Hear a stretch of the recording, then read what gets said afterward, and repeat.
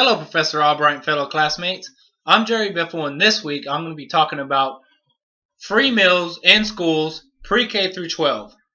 And I hope that other parents are with me when I say I'd like to see breakfast and lunch provided to pre-K through 12 for free.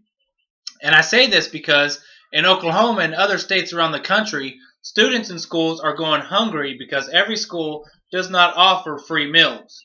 Schools have income eligibility guidelines that identify the children who pay full price, reduced price, or receive free meals at school. However, some of the students who fall into the full price and reduced price category will go without food because even though the income eligibility guidelines by the United States Department of Agriculture, the USDA, states their household income is over the allotted amount for them to receive free meals, the parents of these children do not have the money to pay the schools for their kids' meals in the budget, even more so if there is only one source of income coming into the home. When the student who pays full price for their meal has a zero balance in their lunch account, they're left to go 8 hours without food during the time they need it most, during a time when they're trying to learn.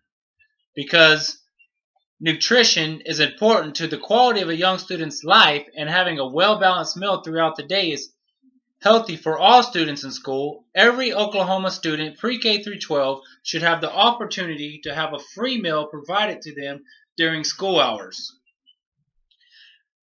Oklahoma is a hungry state. A 2011 study ranked Oklahoma 15th nationwide for food insecurity. 1 in 6 Oklahomans lack consistent access to adequate food. And food insecurity is higher for children than adults, according to Putnam 2014. The meals in schools are sometimes one of the only ways to help food insecure students have access to nutritious foods on a regular basis. The USDA reimburses schools for the students in the free and reduced lunch program, but many times the parents of students cannot afford the reduced price of school lunches. The average price for a full paid lunch for elementary school is $2.18, $2.37 for middle school, and $2.42 in high school, according to Pratt Hefner's 2014. Even though the cost of a school meal doesn't seem like much, it can become too much for some families, particularly if they have to pay for more than one child. The students who are eligible for the reduced price pay anywhere from 40 to 60 cents a meal. Even at the reduced price, paying for a school lunch can become a struggle for some families. The allotted amount a student's household can make to receive free meals and milk or reduced price meals is determined by the USDA. The Department of Income Eligibility Guidelines from July 1st, 2014 through June 30, 2015 is the guideline used to determine the allotted household income, according to the USDA in 2013. The scale starts at what a household of one can make annually to be eligible for free school meals at $11,000 and goes up $4,000 for each additional household member. According to a census by the ACS one-year survey, the median household income for Oklahoma was $44,000 in 2012, according to the ACS. Based off the income eligibility guidelines, many Oklahomans do not apply for the free school meals. There are only a handful of schools in Oklahoma that offer free meals for the whole school, and most of the time it's only in elementary schools. So when a student moves on to a new school, the family is not used to paying for the meal, and it comes as a hard blow to the household budget. There have been incidents in Oklahoma schools where students were denied meals because they were unable to pay for them. This can be humiliating to any student, no matter what grade he or she is in. School systems can also incur sufficient debt from students with unpaid meal charges. Having to pay for school meals has an impact on both the student and the school. School meals are priced higher even now than they have been in the past due to the new healthier choices schools are going to. In February 2014, the USDA and the First Lady started the Healthier U.S. School Challenge, the HUSSC, according to an article by Let's Move in 2014. The new school meals include whole grains, fruits and vegetables, low-fat milk, dairy products, and less sodium and fat. This is a very big plus for schools, and it's a great program. Now the downside is healthy food costs more, where schools used to serve low-costing processed food compared to the new healthier option. It's more expensive. Processed foods have a longer shelf life and can be kept in storage longer, as opposed to the fresher foods. Healthier whole grain foods and low fat means more monies for meals in schools.